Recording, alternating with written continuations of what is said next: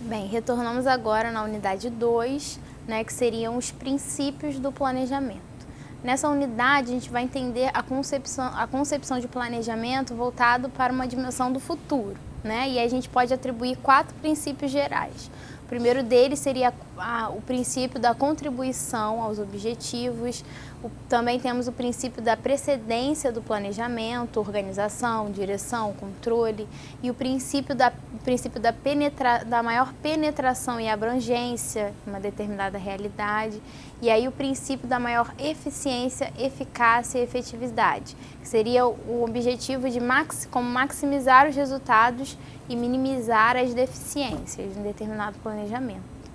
E aí nos níveis de planejamento, a gente pode ver que os planos podem incluir períodos de longo a curto prazo, como podem também envolver a organização inteira, uma divisão ou um departamento, ainda uma determinada tarefa. E aí de longo prazo, a gente vai ver na apostila, o planejamento estratégico, que seria um planejamento mais amplo e abrangente de toda uma organização. E é um processo de seleção dos objetivos de uma organização e a determinação das políticas e dos programas. De médio prazo, a gente pode entender o planejamento tático, que seria abranger cada departamento ou unidade da organização. E aí as políticas, né, desse planejamento tático, eles constituem um exemplo de planos táticos que vão funcionar como guias gerais de ação de uma determinada organização. E aí, como curto prazo, ou imediato, a gente vê o planejamento operacional, que seria o alcance de metas específicas. E aí, como os tipos de plano, né, que a gente pode definir. Na verdade, o plano ele vai ser definido como um produto imediato do planejamento e que ele vai ter como propósito a previsão, a programação e a coordenação de uma sequência lógica de eventos, os quais deverão conduzir o alcance dos objetivos que os comandam, né? Que seria aquele o que, quando, como, onde e por quem, né? Esse seria o propósito de você criar um plano. E aí a gente vê mais especificamente o planejamento participativo.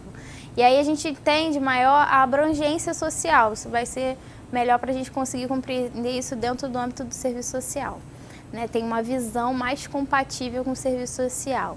E aí seria por quê? Porque ele tem a necessidade de conhecer uma determinada realidade social, seja de uma comunidade, seja de uma instituição em si.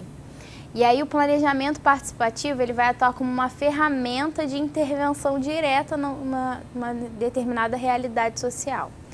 Por quê? Porque ele não tem como objetivo final, o primeiro, né, o lucro, mas sim contribuir para a construção daquela realidade. O que seria isso? Construção do ser humano e da realidade humana, né, que a gente chama. E aí também no planejamento participativo a gente vai verificar que os autores, né, que falam do planejamento participativo, que não existe uma participação da população nessas sociedades. O que seria isso? Não existe uma participação dos usuários em determinadas políticas, seriam umas situações que são decisões tomadas de cima para baixo. Elas não buscam entender o que é para aquela realidade social, o que aquelas pessoas elas querem, são simplesmente ações dadas de cima para baixo. E aí esse planejamento participativo ele visa estabelecer uma ferramenta para que as instituições, grupos, movimentos sociais ou até mesmo o próprio governo possam ter uma relação e ser direcionados a influir na construção externa daquela realidade. E aí também visa entender o homem, né, a partir da sua racionalidade, como um ser humano também que planeja e que tem o poder de transformar suas ideias em ações. E aí a gente também vê uma construção conjunta dos rumos e dos caminhos, não uma coisa só de cima para baixo, mas uma construção conjunta dos rumos, dos caminhos, né? Que é aquela política, aquele plano, ele vai ter como finalidade. Isso seria que a gente chama de um controle social, não controlar aquela comunidade, mas um controle social de que eles têm acesso à tomada de decisões. Seria um controle social democrático, né, nesse planejamento participativo. E ele também vai atuar como um espaço de ensino prático, reflexivo. E aí a gente fala que isso seria um processo de empoderamento dos usuários. Eles vão tomar consciência do que está sendo feito, para que está sendo feito. Então eles se empoderam que as suas decisões, a sua reflexão sobre aquela determinada ação, ele pode inferir alguma mudança no futuro, do seu futuro, no futuro daquela comunidade.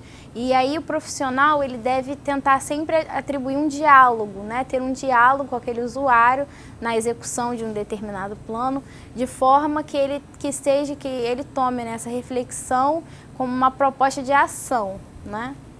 Com isso, concluímos a nossa unidade 2 e aguardo vocês na próxima unidade.